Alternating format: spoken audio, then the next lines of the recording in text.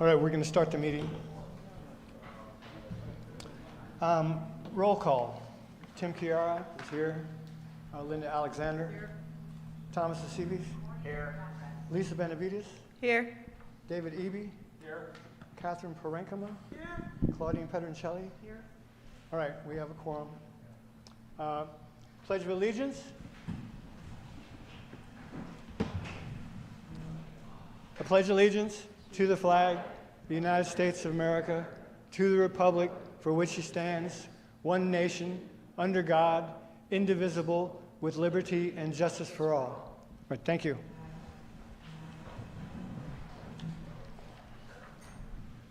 All right,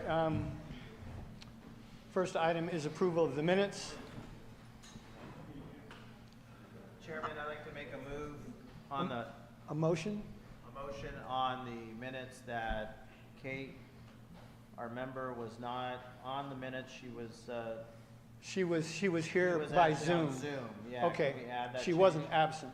She was not absent, yes. Okay, so we will accept the minutes with with that change. Yes, as amended. Chair, I have an additional edit request. On the minutes. Yes, my last name is spelled incorrectly. I would just like to correct that. So I move to amend the minutes to include Kate's presence via Zoom and my last name spelling correction. Let me just look at the minutes there for a second. Can I see it? Your name at the top? In it, it's a very common mistake. It's Benavide. B-E-N-A, Yes. so when, okay. All right, sorry about that, Lisa. No worries. So would you have a motion to accept the minutes as amended? Do we have a second? Second.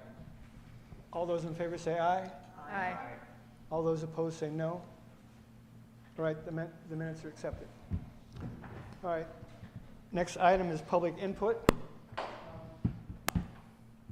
If we have people who want public input, if we get a crowd, we get the chairs to sit over there.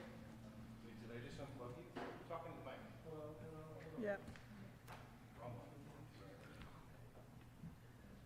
Is there a mic over there as well? Oh, okay. Not yet. That's working, okay.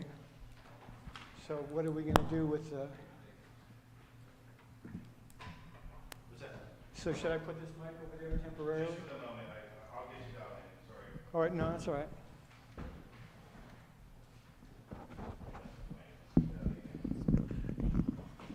Uh-oh, that's no good.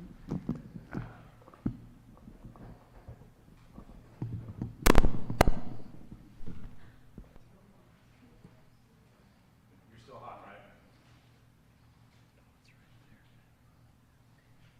Hello, hello, hello. Yes, yes.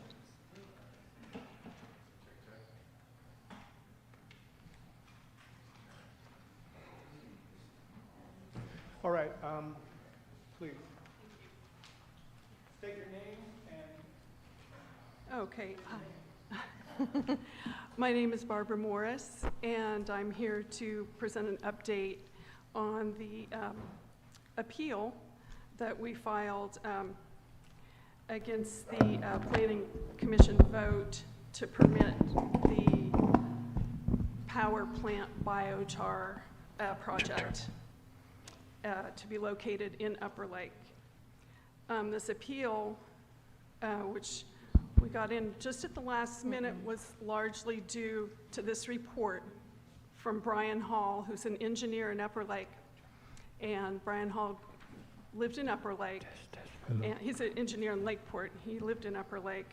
And he took it upon himself to go through the application and see what he could find. What he found were 9 business and professional code violations. And we've always had a hard time kind of following what this project was because it seemed to change at every meeting. This kind of explains why. He said that the building plans appear to contain a collage of notes, plans, details, specifications from other projects. The architectural, civil engineering, electrical engineering, mechanical engineering, and land surveying notes Plans, details, and specs for this project have not been prepared by a single licensed professional and contain significant errors. It's worse than we thought.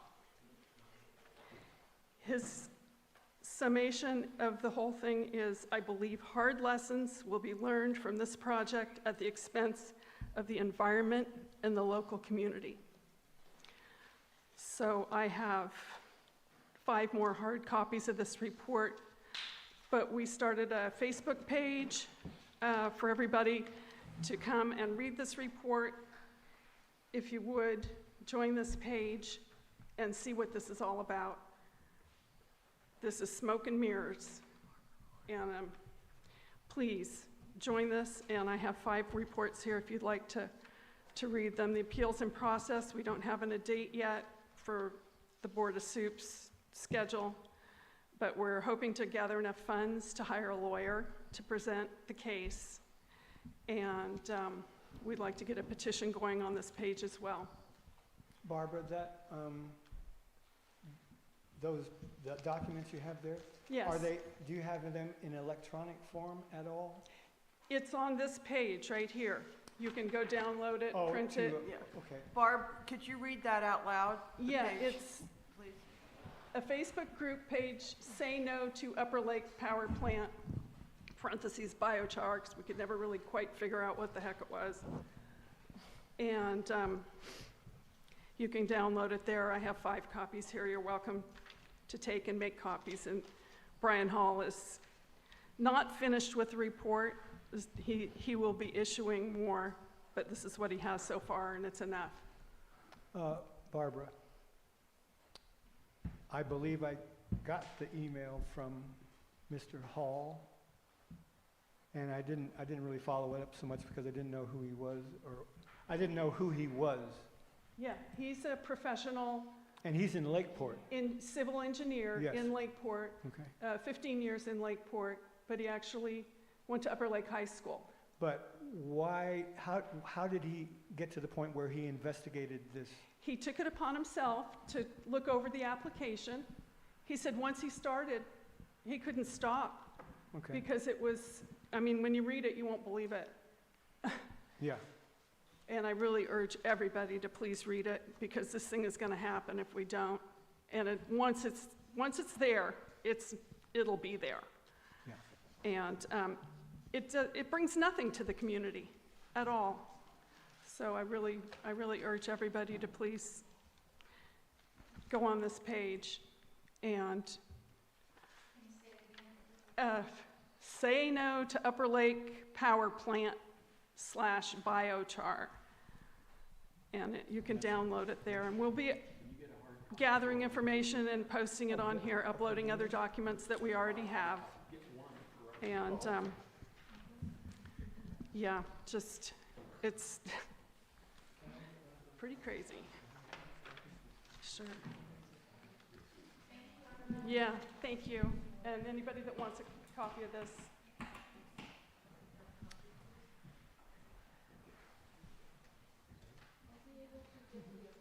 Danielle. yes, if you want to see, we're just waiting for a date. Anybody else?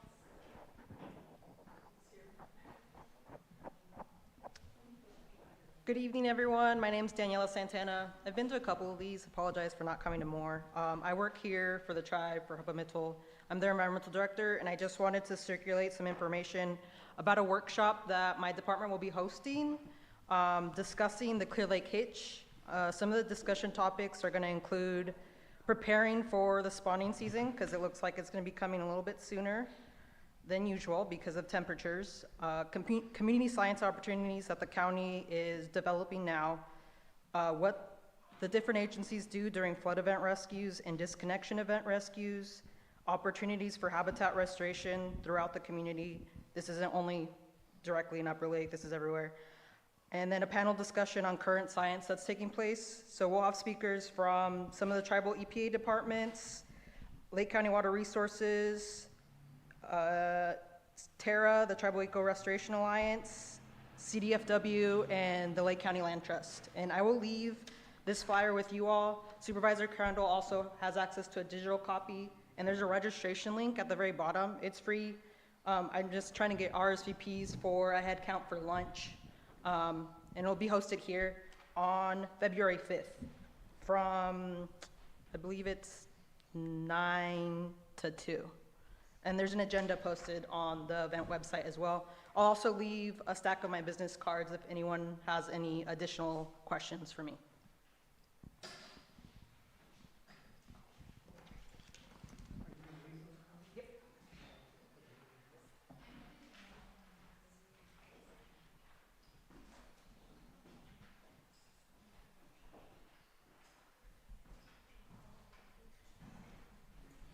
Yes, sir. State your name.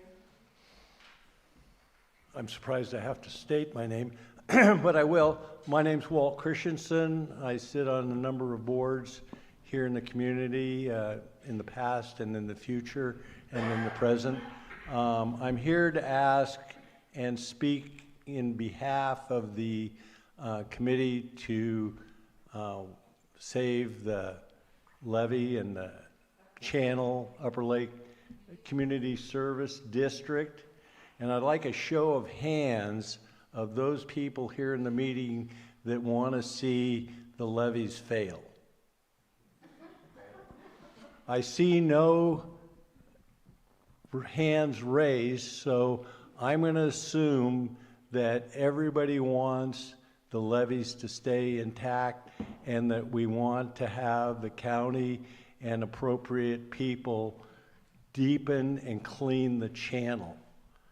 So having said that, we're going to be bringing forward a petition or a proclamation to get the special district brought before the Board of Supervisors and actually move forward to save Upper Lake. Thank you.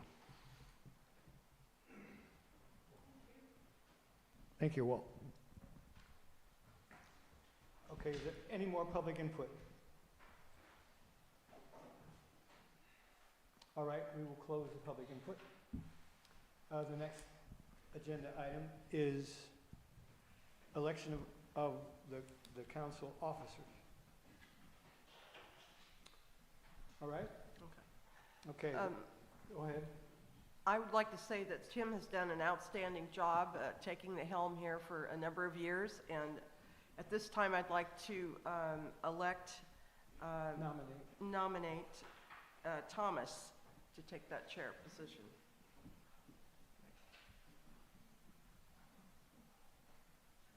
Do you need a second for a nomination? Yes, you do. Yes. I second that nomination.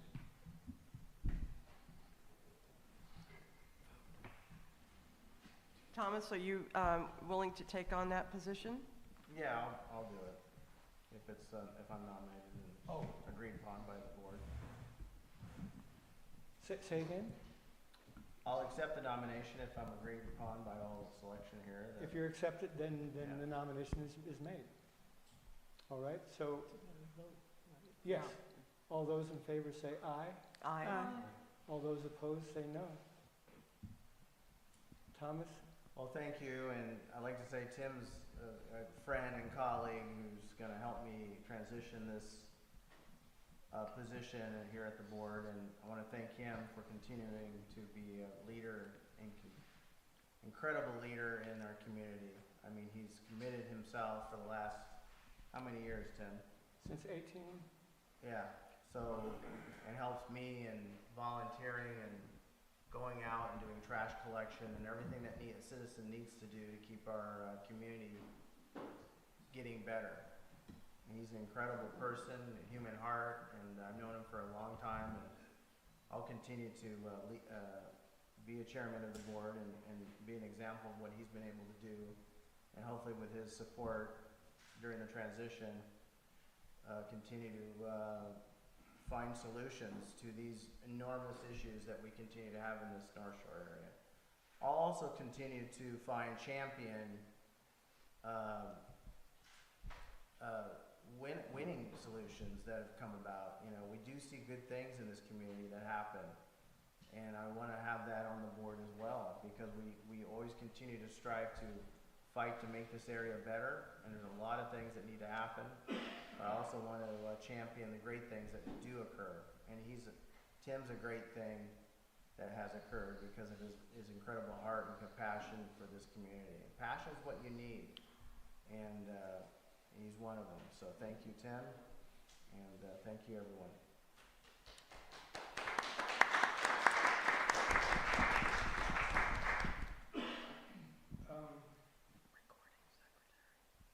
No, I think he should do it now. No, I was just saying that we have to. We should have a vice chairman actually first. I mean, that's the three, chairman, vice chairman. And I was going to say that if someone wants to bring forward a subject for a meeting, I think they should run the meeting when they bring that. That's just my idea though. Yeah, I'm open to that. I mean, there's no, I don't have any issue with dominating the meeting in any way of sort. We all have a say in what we're trying to do here, and we're all passionate about what we're trying to do. I have no inclination of ever not being able to open to anybody's discussion or public input. It's you guys out there who come to these meetings over and over, and I see some, for these issues that come up, you guys are the ones that show up. So I have no problem with the board if someone comes up with an agenda item that they can lead that agenda item. So that's what you're meaning, Tim. That was my idea. Yeah, I thought that made sense. But we have not had a vice chairman ever. We've never had one. Well, we should have one. So does anybody want to make a motion for anyone in our group here to be vice chair? We got one guy with experience from being chair. Okay. I nominate Tim to be vice chair. I second that. We gotta speak into the microphone. I nominate Tim for vice chair. I second that. And Let's bring it back to the board and make a vote to approve Tim for vice chair. Aye. All those in favor, Say say aye. aye. Aye. All So, those opposed? all those opposed? No nays, so Tim therefore is vice chair. All right. And then, yes, recording secretary is the third. I would, Linda has handled the job wonderfully. I would like to If she- quiz Linda as to whether she She would wants like to, to yeah. keep on with that job. Yes, I would accept it. I will nominate Linda to continue to be our recording secretary. I will She's doing a fine job. Silent recording secretary. And I will second that. All right, we'll bring it back to the board. Let's, all those in favor? Aye. Aye. All those opposed? With that said, Linda will continue to be our secretary. All right, great.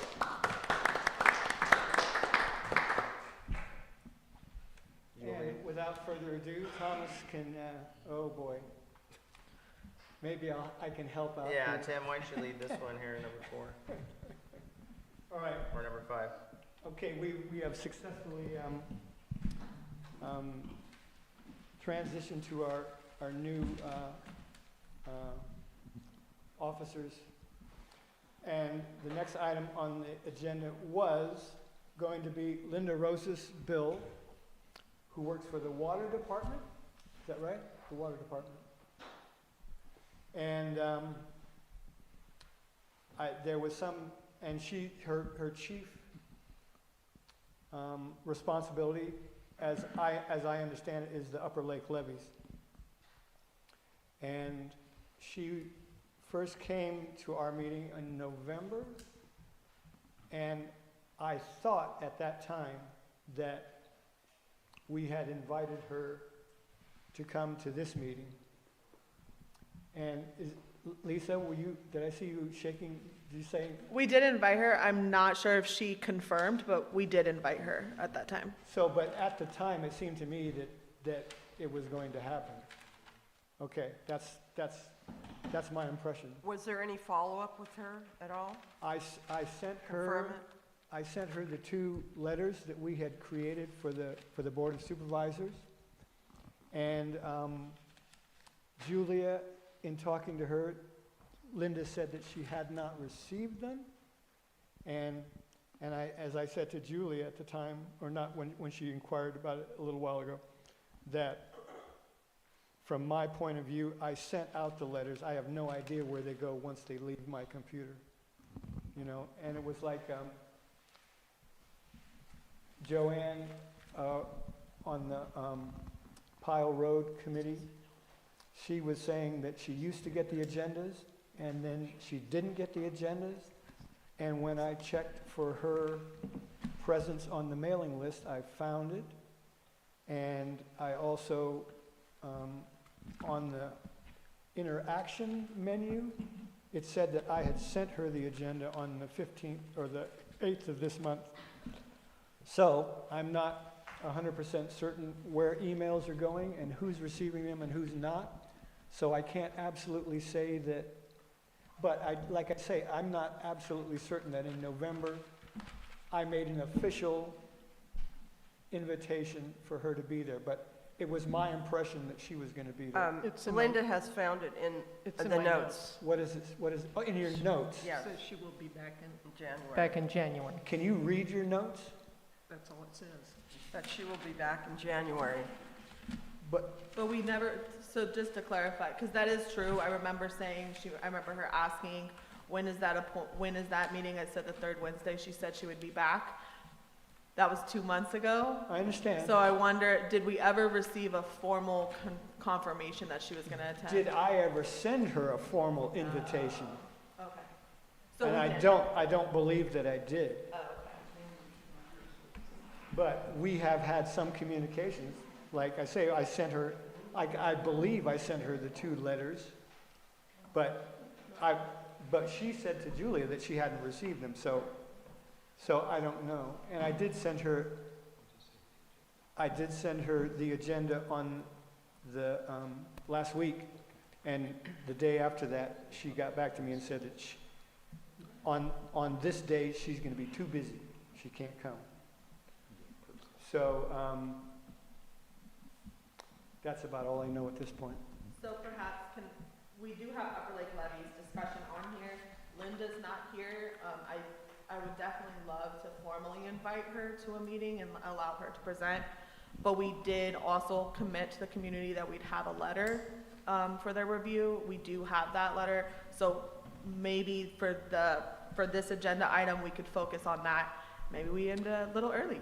Well, you'd have to ask the chairman. Well, I agree. I think we can reschedule. I can reach out to Linda again and make sure she understands we'd like to request her presence here in front of the board and council in the chamber or in the meeting room. She did say in the email she sent me that she would talk to her boss and see what they could schedule something.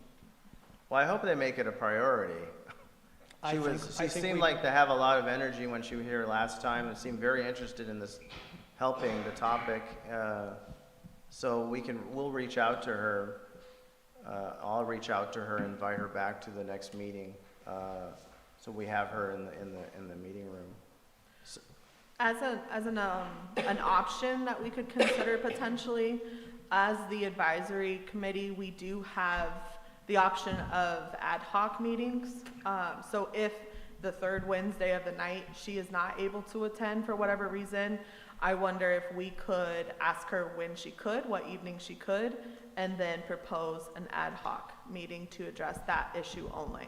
So I'm not saying we have to pull that trigger now, but I think that this is a significant issue that the community has let us know is a priority.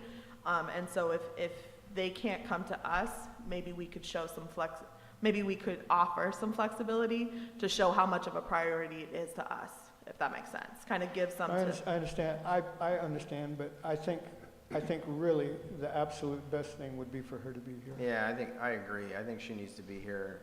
in the meeting We need, with all the we need group. to have regular updates about her scheduling of the work and what the work is going to be and the whole thing, and not, because it's just too easy to sort of float downstream and never anything happen. We do have, on subcommittees, Upper Lake levies, Yes. so,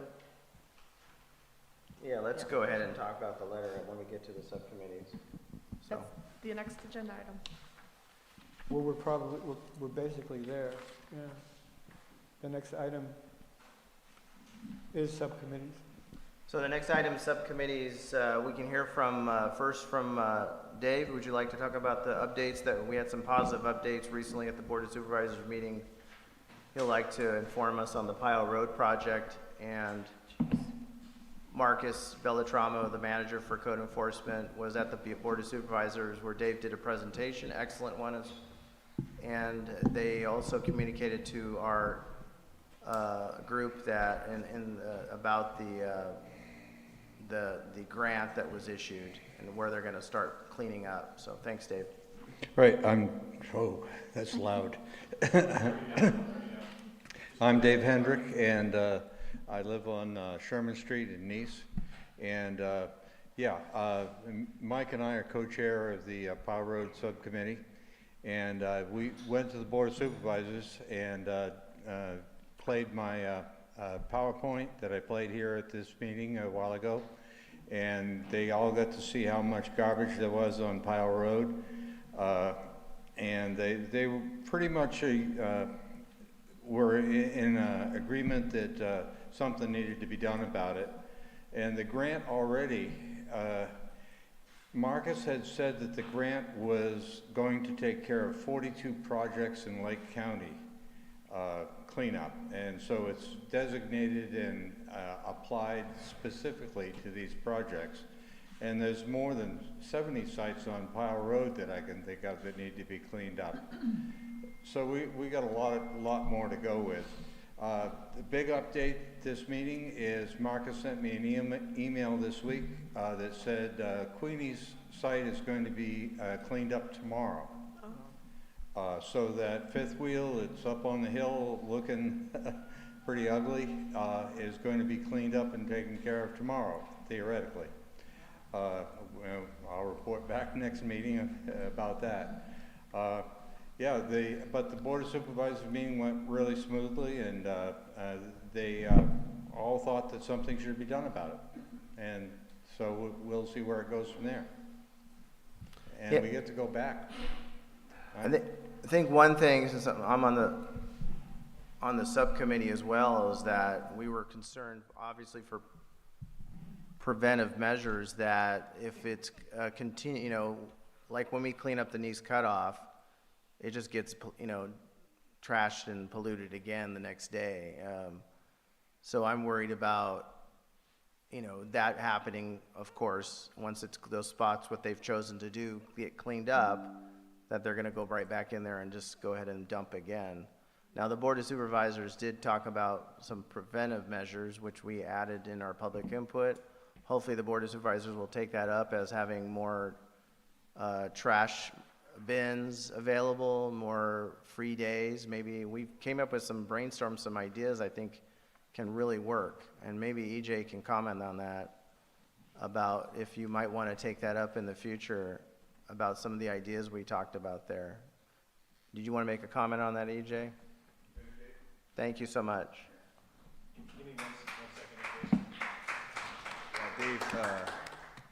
Dave had the thumb drive all ready to go, went and got it for him the night before. And I thought it was important to have him do the full 30 slides, and he did a great job showing it to them. I think it made a big impact on the board to see that, especially the new board members. So you had mentioned preventative measures, and so I know during the meeting there was the discussions here and there. What I do know is that Shannon from Community Development had reached out to me. She's the one that wrote the grant, and we're already going to be laying out the schedule and talking about or planning for some of these dump days, which is Nice all the way down Lucerne and whatnot. The other thing that they brought up was the cameras. So I know we have the license plate reader, which gets beat down all the time, but they're also going to, I think in this meeting, what I'm going to find out is which type of cameras. That way we know if they are going to be game cameras or something of the like, to make sure that wherever we put these, you know, or wherever we do the work, the cameras are in place, or, you know, something like that to ensure that, you know, preventative measures are in place. Because they talked about it, but again, we want to make sure to keep it moving, keep it following through, right? Great, because that was one issue we were just like immediately, we're thinking, no, they're just gonna go up the next day, and, you know, Dave, we talk about all the Pile Road, and this happens a lot of places in the North Shore, the continuation of this, the dumping Lucerne, and the, Sulphur Bank. yeah, Clearly these goes. cut off.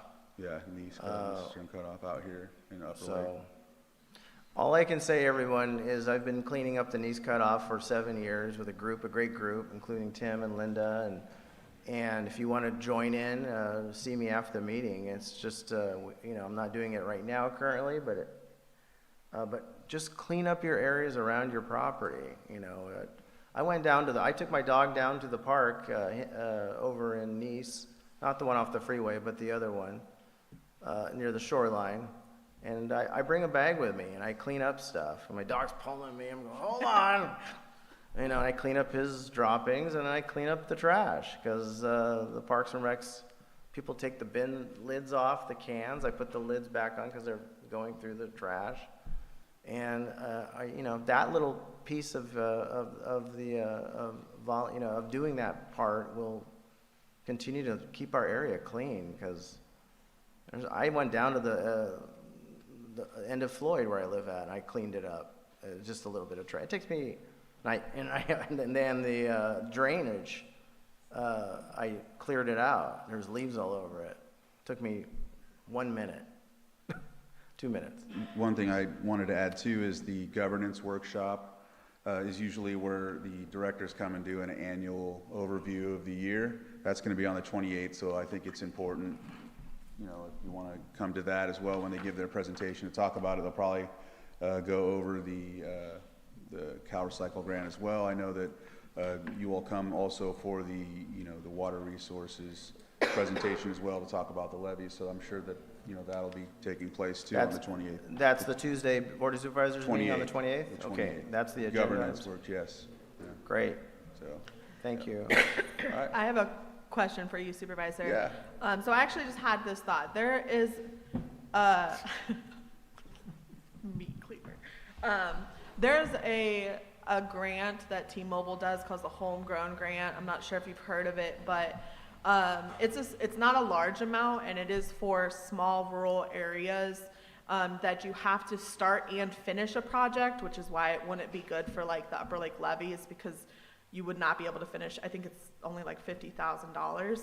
But is that something that maybe the Pile Road project could apply for? Would the county, is that something the county could partner with the Worth on? I do have grant writing experience. I'd be happy to support that. And I'm just wondering, because both Fort Bragg and Ukiah have won this grant, so this area is familiar to T-Mobile. So is that something that we could partner and target this project to see? Because then the money would only be used for like the Pile Road cleanup or the Nice Cutoff. You could do it just with Worth. Cobb Area Council received a grant for, I forgot exactly what it was for, but they received a grant, and I think it was mitigation, fire mitigation or something like that, or for safe, fire safe events or something like that. So we should probably figure out, you know, and move forward and see how we can apply for that, or Okay. we can probably have a meeting with admin and go from there, so that way. Yeah, Firewise, that's right, sorry. But yeah, that's. Awesome. I'll do some additional research, and I'll send an email with everyone on the Worth on it.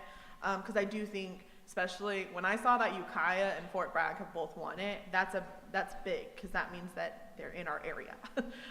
So I would love to explore that opportunity. All right. Thank you.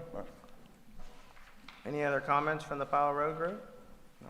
That's good news. We had some good news. Hopefully tomorrow, it'll actually be an actionable solution and actually happen. So looking forward to that.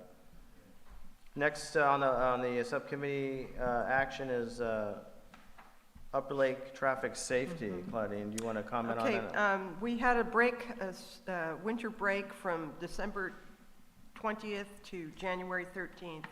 And I had a board meeting last night, and I again brought up the issue of school safety, primarily looking at the middle school. And I downloaded from Facebook, it was issued from the California Highway Patrol, school zone safety tips. Slow down, always follow the posted speed limit, stay alert, watch for crossing guards and students, never block cross walks, use designated areas only, no double parking, be patient and courteous to others, teach kids to look both ways before crossing.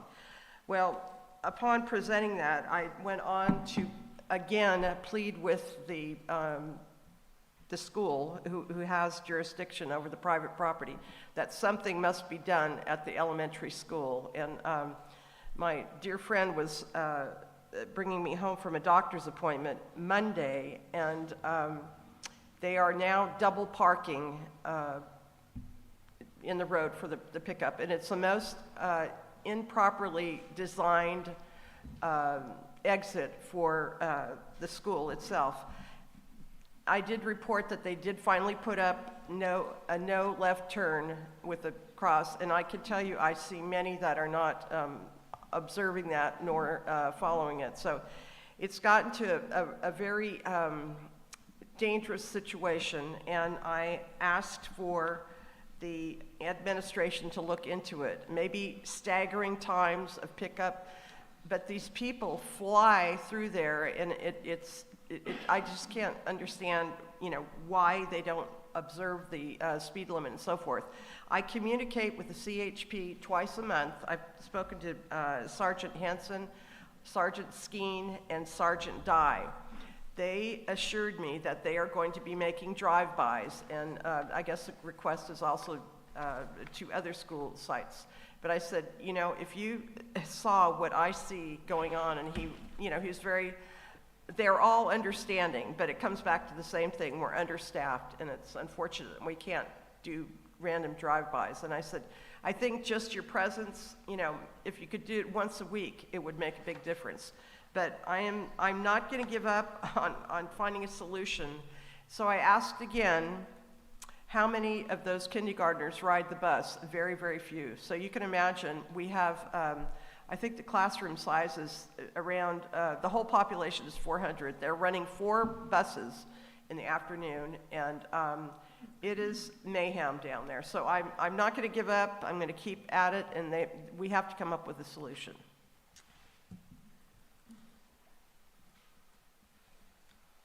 The CHP, the Sergeant Skeen, is that who it is? I've spoken to 3 of them. And they're still talking about low staffing? Mm-hmm. And I said, yes, I understand that is the echo of most of our agencies, that they're understaffed. But I certainly think a drive-by would be a simple gesture, maybe break it up in the morning and then the afternoon, because there are many safety infractions that could be tagged. Tim? Claudine, have they ever driven by the highway patrol that you know of? I have not seen that, but they have assured me they have at random times. I asked for an 8 o'clock and a 2 o'clock.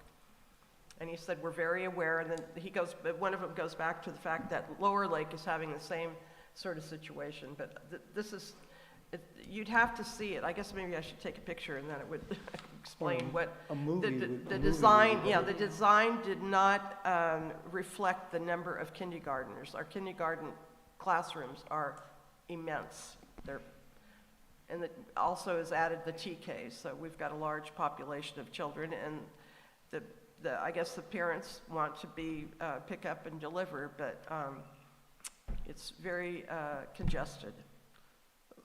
Talk about what we need immediately. I mean, we've talked about it I think we've been talking about this for 2 or more years, but Well- what immediately would happen if you had the money and a magic wand, what would you do to the streets to make it safer? Well, I would designate more of the red no park zones, because once they park on that side, it's very hard for the oncoming car to get around. So you're going over into the oncoming lane just to make a turn. And like I said, I view constant double parking. So, and then they will go right to the, to get out, no left turn, right turn only, and the left turns, they just go, and they'll go right in front of the buses. It's like they're oblivious. So I think it's, it's an education to the drivers. It's private property, so I was very glad that we could at least put up the stop sign and the no left turn sign. But we did that on our own. Ray? One problem I see with Hold on a second, Ray, we need a microphone to you. Yeah, go ahead, Tim, thanks.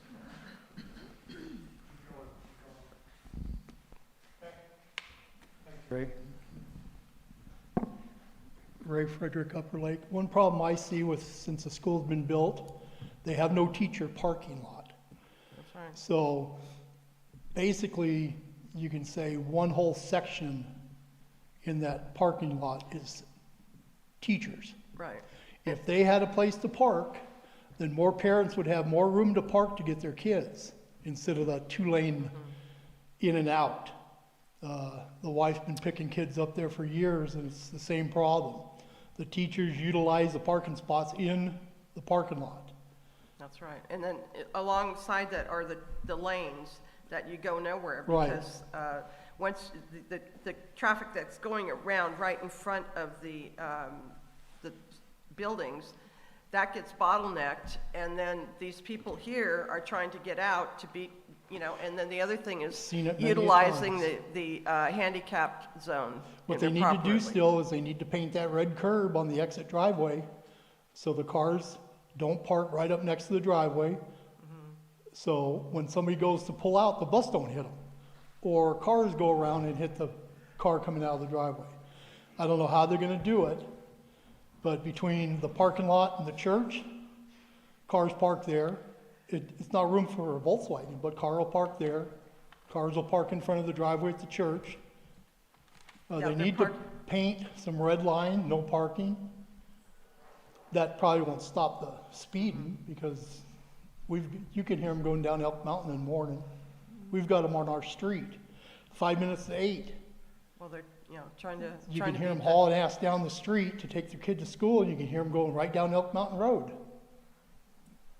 And Yes, it's an ongoing. It's gonna be the problem. same thing, somebody's gonna get hit.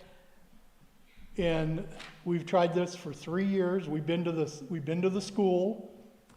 The problem all started when they discontinued the bus service. They wouldn't pick kids up, so now all the parents, they have to make arrangements to get their kids to school. And these parents are primarily for the kindergartners, because we're now running 4 buses, afternoon buses out of there. And the problem is that the cars turning out illegally are right in front of the buses. I've seen that near collision, that everybody's in a hurry, and I'm not gonna let the situation, Back to your Highway Patrol, I heard, I think it's East Lake School over in Clear Lake Oaks. A woman posted a message, and you gotta believe Facebook, but she was taking her child to school, and she was wondering what all the Highway Patrol was there on the street there. I forget the name of the street that you turn on, go up the mountain. But what happened was they were watching for these people that go down the center lane. Well, they finally caught them. 2 Highway Patrols had them pulled over. 2 cars go right past the Highway Patrol speeding. They got him down the road, but that school down there is on the bend right there by right, PG&E. dangerous. But I don't know, it's gonna be sad when somebody gets killed over there. And the problem intensifies when it's raining, because Highway they're all Patrol- dashing. I've seen Highway Patrol in Ukiah because I used to work over there. They've got cars that say retired on them.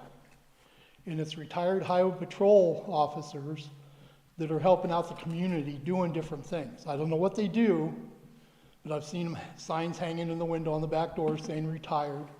So you might want to check and see if they have any retired people that want to do some community service that can take a car and go through there in the morning and the afternoon. I'll They look see into the car, they won't see the sign, but I wonder too, because I'm thinking, if I'm the kind of individual that will speed in a school zone when children are getting picked up, is red paint going to stop me? And probably not. Have we considered like cones or sawhorses? And because that seems like that might be something, I don't know legality, but that might be something that community members could donate and community members could put out every morning, because you're not gonna drive into a sawhorse to park right there. Oh, yeah, I was gonna say they would run over the cones. the red paint was for the left-hand turn. Oh, That was brought up a year ago. Right, and They didn't have a sign, and people would make a left-hand turn, and you couldn't see because of the cars parked there. That's the red paint. But if they still put red paint there, you could still see a couple car lengths back. What's a sawhorse? Can you describe it's it? the, if you've ever run like a 5K, it's the wooden things that they put to block off roads, or like when there's festivals. Like a K-rail? No, it's a sawhorse. I was like, am I wrong? No, A K-rail? no, it's wood, it's a wood. So some Yeah. kind of Barricade, barricade, okay, yeah. okay.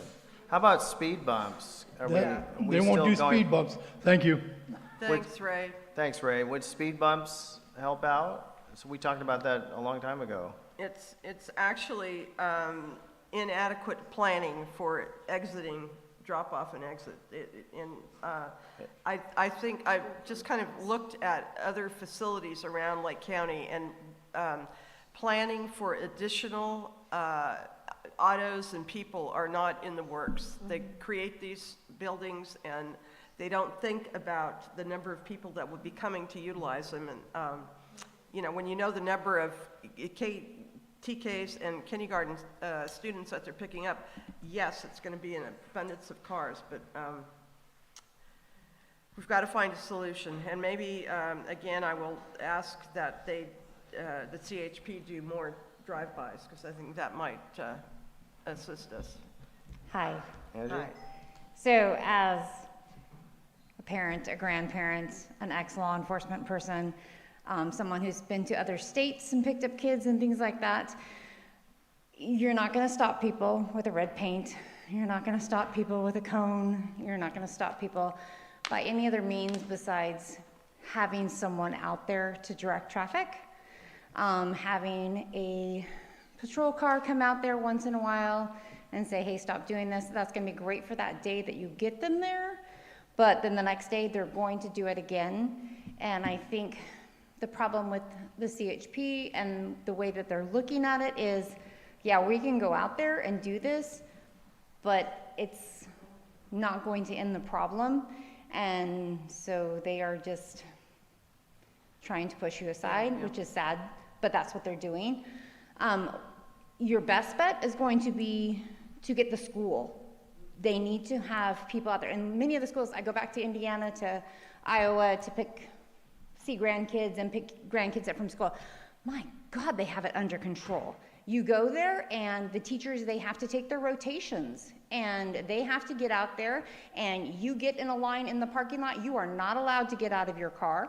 You get in line, the kids are out front, and the teacher says, oh, there's your car, get in. There's your car, get in. And it moves right along. It moves right along. So unless you have people out there that are directing the traffic and doing that, it's not gonna end. You know, it's like it's like you said, they built that to take every square inch they could to build for the school. There's no room for the parking. Yes, and that happens with a lot of, I think, new builds in this county. Yeah. There's not adequate parking. Exactly. So there is no parking, and what they're doing, because my grandkids go to Upper Lake High School or Upper Lake Elementary, that, you know, I have to deal with that every once in a while, and it is awful. So, you know, when I go to drop them off, I'm not getting out of the car. We're gonna sit there and we're gonna wait, and I'm gonna say, jump, go. When we get the curb, jump and go. You better have your backpacks on, tuck and roll. Let's go.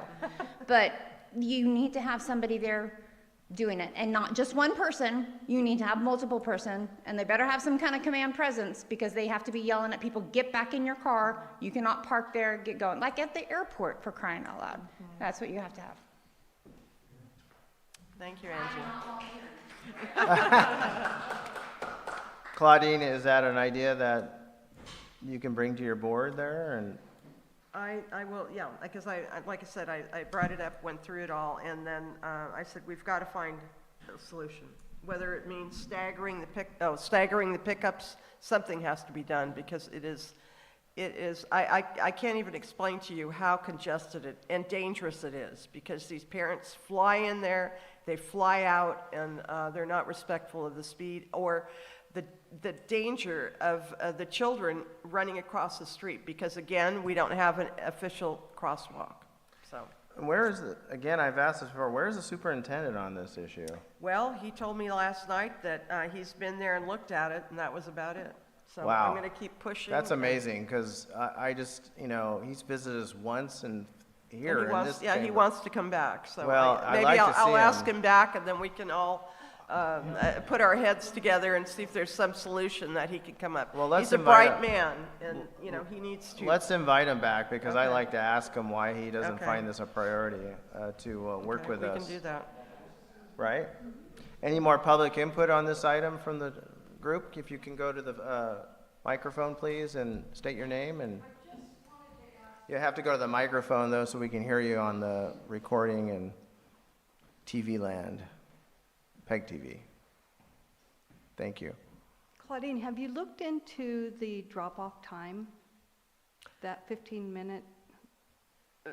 They just, like I said, it's, when I watch, they're usually late, and they come flying in there and drop off, and But they only have 15 minutes that they're supposed to be able to drop off their kids. Isn't there any way that they could extend that time so that people Well, aren't trying to cram in there all at once like that? Well, that's what I was talking about, time staggering, and it didn't go well, only because they breakfast in the morning, everything, and that's a real essential. I wanted to say one thing about our unified school district. We are at 81% disadvantaged. So, we really need to look at our school district, and what we're doing for 81% of the population in that school is impoverished. It's very alarming. So, doing our best, trying to feed them, but we do need to keep them safe. Right. Any more public input from the group? I'll take it back to the council input. I think he might be. We have a community member. Oh, okay, great. Well, Yeah, Walt Christensen, we spent 20 minutes on this, and this is a school board problem. This is not this body's problem. The school district built the buildings, they built the parking lot, they approved all of that. It's their problem. They're to take care of the children, not this body.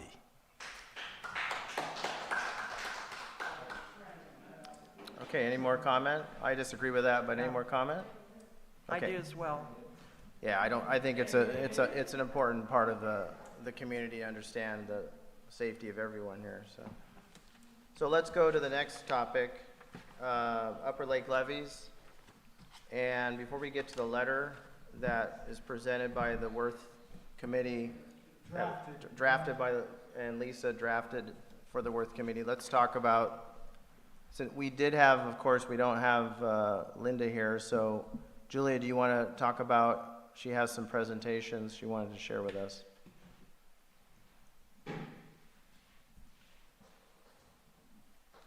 Thank you, Chair. Before I go over this and let people look at it, I was wondering if we could talk a little bit more about staff coming to the Worth meeting, if that's all right with you, Chair. I'd like to see Angela De Palma here. She's the one in charge of the project, and I thought she was going to be here because when I mentioned what she told me last time, I think Supervisor said she'd be here. I did get an email from her, and I'd like to read it. I sent her the drone footage. This is from the Community Services District. Thank you for this. I have a scope of work from the contractors writing up the designs for the sediment removal and scour repair, but we need LiDAR files for the pathway along the diversion channel. That is what I'm waiting on before I bring those plans to the tribe and community for awareness approval.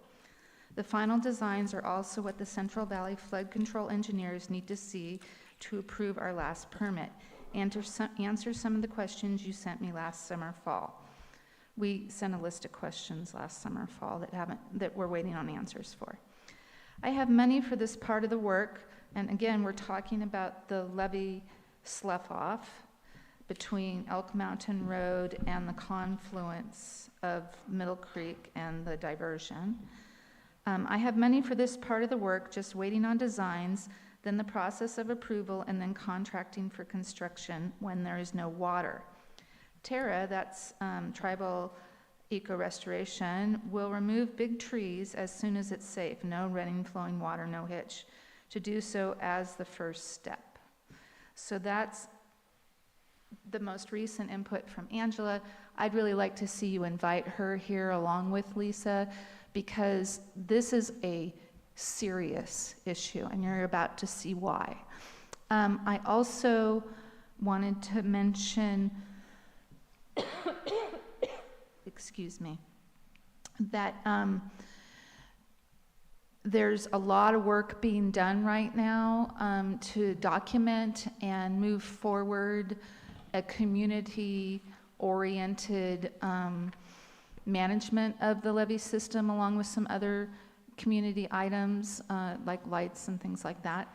I just wanted to make you aware that that was happening, because that's part of the levee, and this is the levee subcommittee.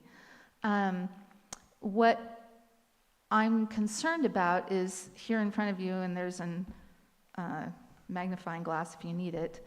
I took screenshots of the footage of the slough off that we showed you that came from the Community Services District at our last presentation.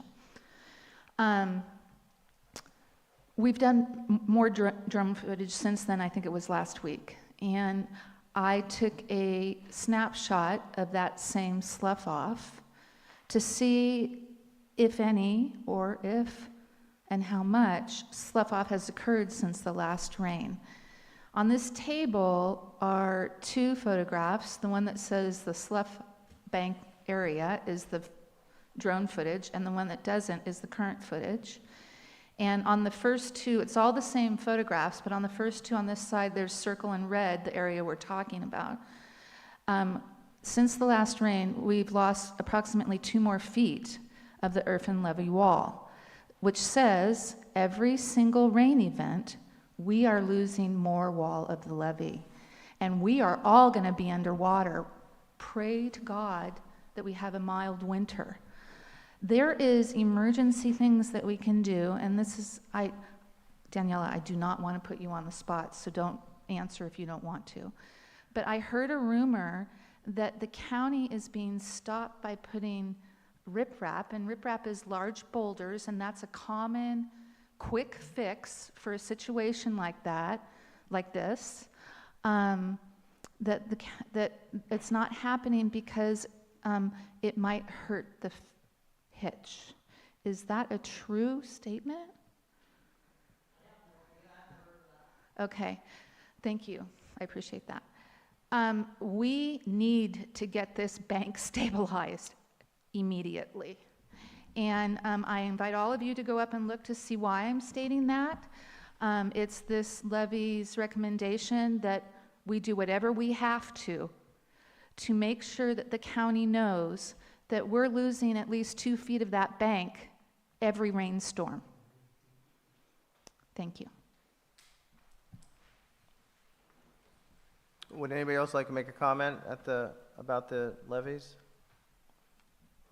Now, I have walked out there with Tim on the levees, well, about a month ago, and looked at it, and I immediately didn't notice what Julia was referring to, but I did notice how we talked about this at the last meeting with incredible drone footage, that the whole channel was filled up with trees and brush, and it's just amazing the flow. And this was after we had a heavy rain that it was getting at Pitney Bridge. Yeah. Tim, go ahead. Do you want to make a comment? I was just, what Julie was talking about, the erosion of the channel wall, I guess you could say. Even since we became aware of this like 2 years ago, it has changed dramatically. And it doesn't seem like it's gonna stop. And it's just, there's gonna be no levy soon. It's really serious. So I will invite Angela and Linda to the next meeting. And so we can have them, if either one of them hopefully will accept our request and both be here if that's, hopefully they understand the importance of this huge issue in this community that we've been talking about and battling for, what, how many years now? About 3 years at least. 3 or more. Yeah. 22, well, you came here 22, I think, January. So longer than 22. that, huh? Yeah. Yeah. But that's just for us. You could have been doing stuff before that. All right. So, yeah, I'll invite them for the next meeting. Yes, would you like to step up to the microphone, state your name? Thank you. I'm Sandy Robertson, and I live on that levee. Ah, there you are. Welcome. And, thank you. Thank you. You didn't see the chef off because you didn't go far enough down. And you can only see it from the north side, not from the south. But ironically, and I called Linda personally and asked her, why did the county have money to put 4 inches of gravel on one side of the levee that is locked, that is not utilized, but they didn't have enough money for riprap? Or they didn't have enough money for the other side that is not locked. I maintain my own levee to maintain my cars, but it's misappropriation. They don't see any priority. And so unless all of us squeak, nothing's going to get done. Squeak. And when I asked about why they fixed the road on a locked road, I said, so when are you going to do the other side? Oh, we ran out of money. She told me that it's going to be, their estimation is it's going to cost $1 million per mile to clean out that channel. That's what I was told. But why did they gravel a road that is locked and not put riprap on that? $1 million per mile? $1 million per mile is what she quoted me. Well, I quoted her because I told her I paid $16,000 to fix that road, my road, 2 years ago, personally. And she said, well, it's $1 million to clear the levee, the channel, and to clear the trees. And I said, but that's not talking about fixing the levee before it breaks. But remember, when the levee breaks, where are they going to get the money? FEMA. Why? Well, FEMA. It's all money, is what they're telling me, but it's, yeah, sure. Nice to see you. Because we're supposed to have 3 feet of freeboard to qualify for FEMA, and we don't have that. Freeboard being? Space between the top of the levee and when the water runs at high water. And we don't have that. So there's nothing but catastrophic problems in the future if someone does not do something immediately. We did have that. Right. We But did it's have gonna be that worse. the year of the ranch fire, when Yeah. I flooded. Right. We did And- have it up 3 foot from the top of the levee. Yeah. But to spend money on a road that's locked and not spend money on riprap, we all need to raise Cain. Well, we've continued to try to do that in the last 3 years in this committee. I mean, we've had meetings here and continued, but that whole staff, Scott DeLeon retired. Right. That's why I Marina called Linda. left, and then Jordan, I guess, is not there anymore. So we now have a whole new team, except for Angela, she's still there. Going back to FEMA, I was just commenting, this might be related to us, but I just noticed that the Russian River area, they changed, I just read this article, the zoning, where if they get flooded, they're gonna be fighting this. If they get flooded, even if you ever been to Guerneville at the Safeway, they can't rebuild because FEMA's not gonna cover it. It's just, it's getting to the point. So I will invite both of those. Did we have anybody else have any more comments? If you go to the the microphone, state your name again, and thank you. Daniela Santana. I'm just going to add some additional stuff you guys should look into. It shouldn't only be Linda and Angela you get to talk. They're going to talk to you and they're going to give you as much information as they can, but you need to talk to their director specifically because they can only do so much work, and then it goes to the director, and he approves projects. Upper Lake is in 2 different flood zone districts. So one, where we're at right now, that's Zone 8. Those are Zone 8 levies. There's a tax assessment for that. You guys are paying some taxes for that, but it does not cover the entire maintenance cost of what all needs to happen. The other zone is MA 17, and that's the Middle Creek Restoration Project area. So those, the state handles. These ones, the state handles after the Army Corps gave it to them to handle. And now, when the Army Corps, back in the day, fixed these levees to be maintained, they gave it to the state, and then they passed it on to the county. So it's in the county's jurisdiction to maintain everything. As far as channels go, and like dredging, riprapping, there's a lot of different permits that go to that. So that cost that she gave you might be including all of the permits and all of the work that needs to go into for, I think there's 2 different Army Corps permits that they have to get. And then there's probably a CDFW permit that they have to get for habitat, for all habitat. And then the other thing you have to think about is the operation of the diversion structure. And when they're operating that sloughing probably comes not only from the high rain events, but operating that structure.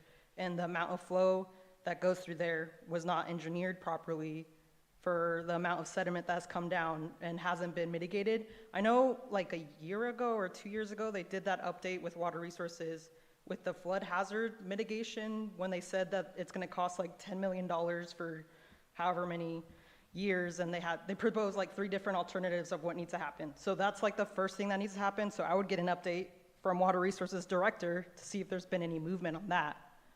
And then start suggesting other projects, like start pushing this project more. This needs to happen, it's a priority. Yeah, well, thank you, and I'll, Daniela, before you sit down, sorry, question. Was that MA as an apple or 8 like the number? A. Okay. MA 17. So Army Corps does inspections of the levees, and then DWR does inspections of the levees too. The Army Corps inspections happen, I think, every 4 years. The DWR ones happen in the fall and in the spring. Both of those reports are all online. They're accessible, so it'll also document the sloughing that's occurring there and any other maintenance issues that are going on. So you guys can also look into that and be like, we noticed all these maintenance things, they're not happening. What do we need to do to move these issues forward? Re-graveling levees, they do that for emergency management. So if they do have to go sandbag a levee, they have easy access to go sandbag a levee. But that's like easy project for them to get done. They don't need as many permits for that. Thank you. thank you. Well, then I'll go ahead, Ben, you wanna go ahead and state your name and, thank you. Hi, I'm Ben Gunther, the president of the Upper Lake Community Services District Formation Committee. I just wanted to comment on those inspection reports that are posted online on the website, the California State Water Resources website. I've read through those, and they talk nothing about the channel. They are talking only about the earthen section of the levees. So when people say, you know, I heard Linda say this during the last meeting in December, oh, the Upper Lake levees get a great, you know, report. You know, they're A rating. No, they're talking about the earthen mound. They're not talking about the channels themselves. They're, you know, the main problem with the levees is the vegetation dam and the amount of gravel that is built up, not, you know, the earthen part. Just wanted to say that.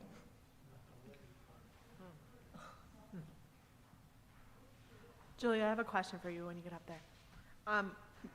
What are you, I'm so sorry, I swear I'm intelligent, but are you saying riffraff? What are the boulders? RIP, R-I-P.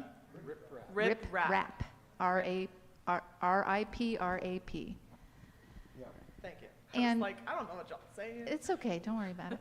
It's a common channel stabilizer, particularly in emergency situations. Don't they do that with boulders and wrap it in some sort of mesh sort of? They can, it depends on slope and things like that. It needs to be engineered. So, the gravel. First of all, I don't think, so it would cost much less to remove gravel and utilize it instead of buy gravel. So, and I pointed this out at the Board of Supervisors meeting. I can't even remember what it was, but, oh yeah, on the gravel that they put on the road. It was over $100,000, and I said if we were following the aggregate management plan, we would be excavating the gravel out of the levee and using it for all roads in Lake County, because according to that aggregate management plan, there are all roads, 90% of the gravel pulled from levees and streams and tributaries in Lake County are used for Lake County roads. So we've all been complaining about our roads, right? And there's no gravel coming out of the levee or the tributaries, right? So, 2 and 2 makes 4, folks. So I wanted to point that out, and I also wanted to say that, people need to really take this seriously. It's really easy to put in riprap. It's really easy. This is an emergency situation. You don't need permits under an emergency situation. The emergency situation is defined as a threat to public safety and health, and both of those are occurring right now. There's also an emergency situation designated for the hitch. So I don't know why we can't do something. And I really hope that, as a Worth board, maybe you could suggest that we come before the Board of Supervisors to talk about this, like the Pile Road Subcommittee did. Thank you.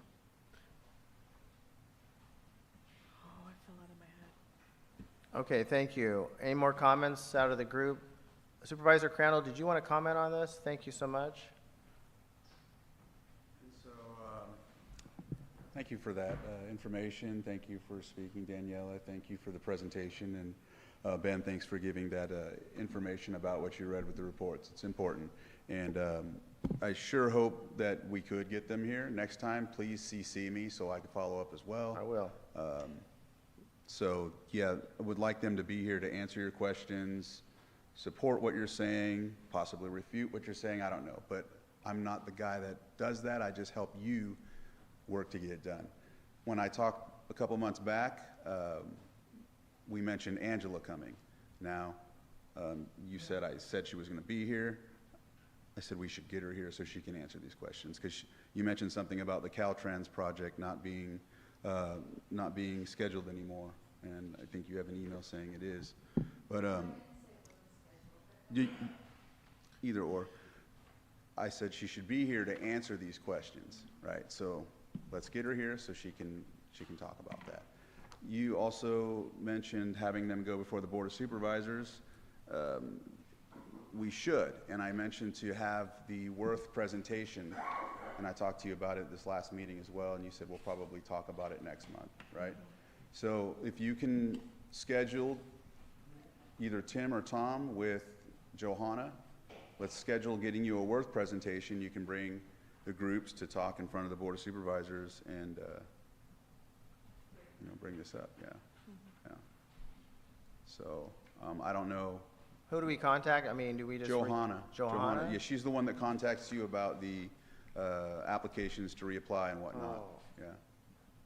And she'll make an appointment put us on the agenda? She wants each and every town hall to give reports, and she's already got one from Math. I'm trying to think of who did one before. I think it was Clear Lake Oaks.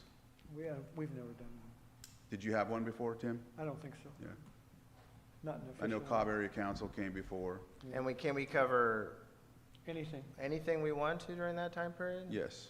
Okay. You just give a report, talk about the things that you've been talking about for quite a while. Okay, great. Sort of give them a heads up on what we've been running into. And it could include the traffic and everything, levies. Yes. Yeah. Just go over the subjects. What does Wendy Hoffman do? She's the liaison for the town halls, I thought. No, well, she sends the information that comes out, but Johanna's the one that schedules it. Okay. Wendy also posts the agendas and whatnot. Yeah. Okay. Yeah, so. We'll do that then. so we can get in front of the Board of Supervisors and Right, and there's explain some other our things I'd like, I mean, I know you mentioned some things, but I'm not the professional, I'd rather have water resources, I don't wanna get in debate, in a debate. I know there's you have political aspirations, I don't think this is the place for me and you to debate, so, we'll just No, leave it what- at that, and we'll let, Well, I'd like to get the director here and Angela to explain. right. So make what- sure you CC me, Yeah, I I'll will. follow up with you, and if, that way we can make sure it happens. Absolutely. Right. So they can explain their point of view Right. on exactly what they can do.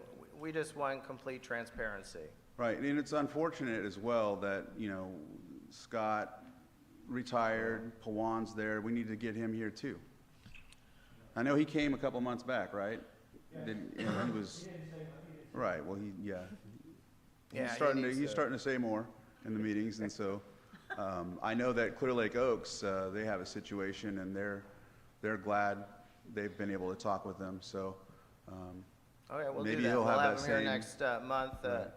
Look for the agenda posting, and hopefully he'll. do you have their information? So. You want to touch base with me after, and let's get that. I just, also, when you were talking about the safe schools, I reached out to the sheriff as well to see if he can coordinate with the CHP possibly for what we're talking about. I know it's not the purview, but I just, we can do this after, Well, yeah, we'll Thomas. talk about it after the Let's send the meeting. email, yeah. Yeah, get the information from you so Right. we can write the email out. I suppose if Linda and Angela work under the water resources guy. Okay, so he's probably the guy we should talk to. Well, I'll invite the director and Angela. Send all three. All three. Hopefully we'll get one of them. If not all three, it's very important for all of them to come here. Yeah. And perhaps one way that we can make it really streamlined is maybe we could send direct questions and ask for a presentation. Because I think sometimes we invite them to the meeting and they come, but they're not Prepared. adequately prepared. So if we can Well, that send, happens a lot. I mean, Yeah. sometimes there'll be things that I have to look afterwards and find out, Yeah. like what's been said, and then I find out that some of it wasn't, accurate, or maybe it was skewed or whatever, and then by that time, it's grown, Yeah. so. yeah, so if maybe we can ask them for a formal presentation on these specific topics. Most of the people we invite prefer to have questions before they get here. He said in an echoey sort of way. I agree. We can all come up with the questions with the subcommittee to ask them so they can be prepared to answer all those, so they don't feel ambushed or unprepared. So, yeah, it's a good thing. Okay. And I so- know that Oh, go you ahead. mentioned something about, like, it's been like 4 years, 5 years, you said, since 2019 or something like that, but I know that when Gary Lewis and Rob Brown were here, they've been saying it's been happening for quite some time. Yeah. And so with the new permits that are all kind of a problematic thing, I'll just give you an example. We have the Spring Valley Lake Recovery project in Spring Valley. And when I got on in 2019, it's been going on for years, since 2008. We got to a point where it was going to move forward, and then the Army Corps of Engineers stated they needed a diversion, which is the same thing that's happening with the channel here because of the Blue Lakes project with Caltrans. So because they need a diversion, they were able to make this project one of the projects they work on. Over in Spring Valley, now they're asking the Spring Valley Group to determine an area where they can mitigate because they're removing a water source, even though it's a man-made object. So we're dealing with that in other areas as well. So it's not only just budgetary things, it's also these permits and these different agencies and things as such. So I'm not making excuses, I'm just telling you what happened with that. But we need to stay on task with it like you're doing. Let's get you in front of the Board of Supervisors. We have a couple new supervisors that probably can help with this as well. I need 2 more votes to get things as well, so I hope that helps, and I hope Yeah, that's what you're absolutely. asking for. Yeah, it's up to the director of the department to explain that to us, who we don't aware of all the permits that are needed sometimes, that we're not experts in it, but again, sharing that knowledge with us will make us have a better understanding of how we can come up with better solutions for getting it done, or maybe we can respond by going out, help them out by calling other departments that need to be, understand the emergency that we have here, so. All right. Thanks. Anything else? So, any more comments from the group? I'm going to bring it back to the council. We do have a letter that we drafted by Lisa. It was really well done. And do we want to? Can I? Yeah, go ahead, Lisa. So one question I had, and Julie, I'm just going to say it now. If you have a resource about that where you set up here that in order to qualify for something, there has to be a threat for public safety. Yeah. So if I just for the sake of time, maybe if I'll send you an email to ask you it as well, but I'm thinking that should be added if you know what the criteria, because a lot of times in these bureaucracies, there are specific guidelines that say in order for it to be considered a threat for public safety, it must be A, B, C. If we can add to our letter, not just, we know it's a threat to our safety. Sure, it's in CDFW's code. It's, we can just pull it right CDF. out of the Okay, perfect. California Department of Fish and Wildlife Code. Okay, so Yeah. I will add, I just want to add that. I think that will add Sure. a lot of strength. Yeah. So for the sake of time, I did draft this letter. I handed out to a couple of tables. I didn't have enough for everyone, but my intention with this letter was to capture the feedback that we have had and make formal recommendations to the Board of Supervisors on what the next steps are. I've already wrote down some additional things that I think will strengthen our letter that I've heard tonight. I do think we probably need to add something about riprap or emergency remediation that we can do. I also think we should add something about the aggregate management plan and the fact that that's not being followed. But for the sake of tonight, if it's okay, I'll read it, and then if anyone has any additional feedback, I just want to make sure it's accurately representing the community members. Is that okay, Chair? Okay. Yeah. Dear members of the Board of Supervisors, this letter conveys the recommendations of the Upper Lake Levee Subcommittee established by the Worth to address the critical state of disrepair of the Upper Lake levees. It follows our prior communications on insert dates, which provided extensive background on the levee system's creations and its current hazards. Today, we focus on actionable solutions based on the subcommittee's research as shared during our December town hall meeting. The subcommittee is prepared to present its findings at your earliest convenience. In recent discussions, most recently in November 2024, we learned that inspections conducted by the Department of Water Resources have been limited to the earth and levee sections and do not encompass the severely overburdened channels. These channels, clogged with vegetation dams, silt, and gravel, pose an escalating flood risk. We believe this unintentional oversight risks deprioritizing vital Upper Lake levee repairs. To address this, the Worth formally requests that the Lake County Department of Water Resources, the California Department of Fish and Wildlife, the California Department of Water Resources, and the Army Corps of Engineers conduct comprehensive inspections that include the levee channels. To foster transparency and ensure real-time input, we respectfully request that Worth representatives be included in all future inspections conducted by any agency. This collaborative approach will strengthen trust and expedite resolution, allowing for increased awareness of work the county is doing. Restoring the levees to a safe condition requires urgent action, and the community is ready to assist. To do so, we request that the Board of Supervisors and the Department of Resources immediately authorize gravel extraction exceeding the current limit of 5,000 cubic yards.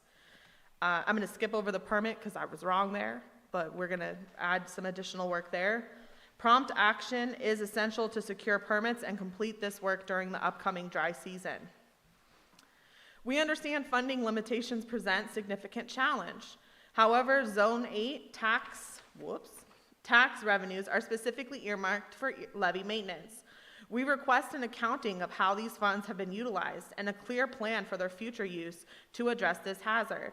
Additionally, we encourage the county to pursue federal funding opportunities which can alleviate the financial burden on local resources. While we recognize the county's broad responsibilities and limited resources, the residents of Upper Lake have advocated for levee improvements for years.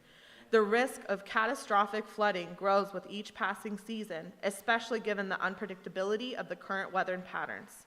A levee failure would devastate our community, endangering lives, local businesses, schools, and the economy at large. We appreciate the recent commitments of Linda Rosas-Bill and Director Pawan to address this issue, and we look forward to working with them closely. To support these efforts, we hope the board will prioritize the recommendations brought forth above. By embracing a collaborative approach and expediting these actions, the county can mitigate a foreseeable disaster and demonstrate its commitment to safeguarding our community. We urge you to act decisively and welcome the opportunity to support these efforts through community participation and advocacy. Reading is hard. Thank you, Lisa. Excellent. Now, do we want to make a motion at this point, council? Did you want to go first? You go first.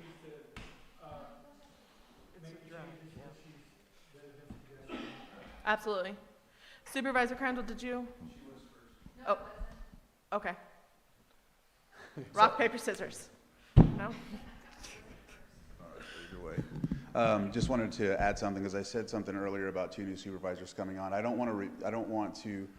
wasn't trying to sound as if the other 2 didn't want to help. I know that Michael Green, he had his Scotts Valley issue with his stream as well. So I know he was concentrating on that. We got 2 new people that, need to see and hear this as well. That's where I was looking towards stating more than anything. So also the hitch.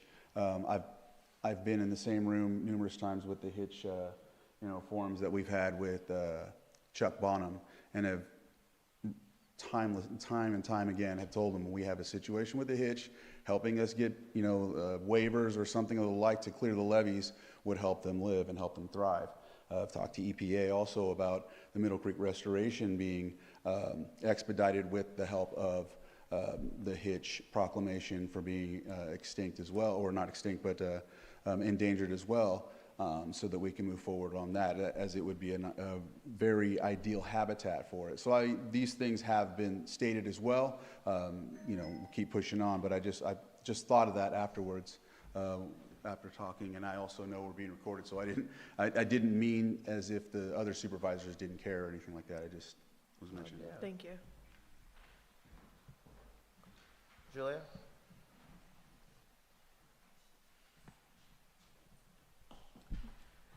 Lisa, I know you put in a lot of work. That's an excellent letter. Good job.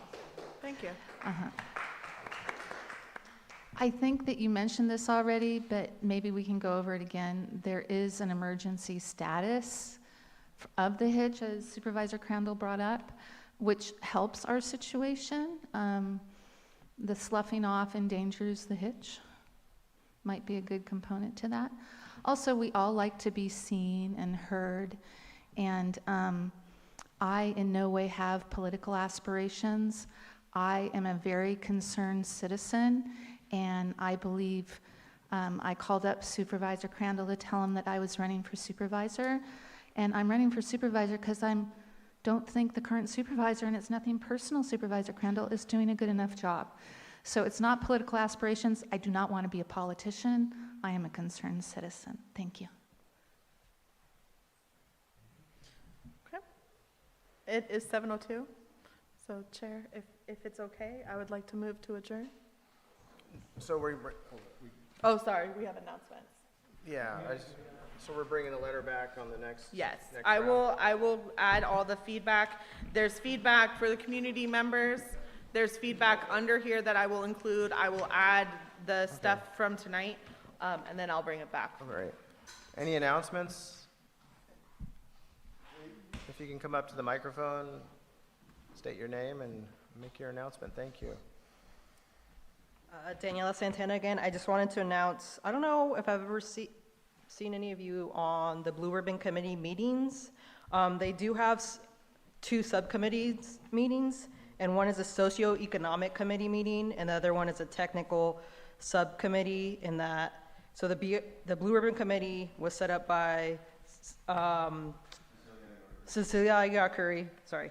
And it's to present projects to revitalize Clear Lake within like the water, but also how it impacts the people here. So the socioeconomic committee is a great committee to go and listen to some of the projects that are going on, but also you could put forward projects to be funded. So if Worth wanted to come up with a project that would benefit Clear Lake and its water quality, but also has other benefits of socioeconomic, then that would be a good way to propose those things. And so the meeting for the socioeconomic subcommittee is going to be happening on January 28th from 2:30 to 4:30. And those are usually just Zoom meetings, and then the full Blue Ribbon Committee meeting meets quarterly, and that can be found on the website. Supervisor Crandall can share all that information with you guys. Thank you. Any other announcements? Council, would you like to make a motion to adjourn? I'm sorry. Oh, yeah, before we go, Kate needs to announce. Tomorrow, Clear Lake Gleaners will be having a distribution of groceries. We're having groceries for almost 200 households at what was now the Nice Event Center, formerly known as Sons of Italy. The distribution will take place between 8 a.m. and 10 a.m. and persons interested in receiving free groceries should probably come to the property and line up by about 7:30. No one will be turned away as long as we have groceries. If we run out early, I'll be passing out permissions to basically go directly to the Findlay main office to receive that which we weren't able to provide. Thank you. Yeah, that's a great thing.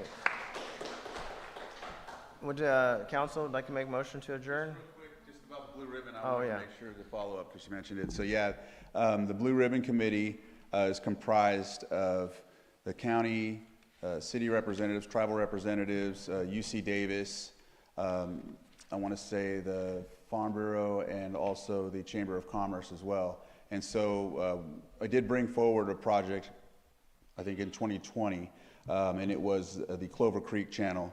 It had to do with what we're talking about. And I didn't get support on it, but it doesn't mean we can't try to put something forward again. And the funding for the past couple years has, there's projects that have been pushed forward. However, the funding, when the budget wasn't balanced or when we were in a deficit, they didn't get approved, but now they're moving forward. So a lot of them have been delayed. And those projects, I can get you a list of them as well. But yeah, I'm glad that you mentioned that because that's another way to get funding to do this as well. All right, thank you. Any other announcements? Council, somebody'd like to make a motion to adjourn? Lisa had something. Lisa? Yep, I move to adjourn the meeting. Thank you. I'll second. All in favor? Aye. All opposed? Thanks, guys, so much for coming out. It's awesome.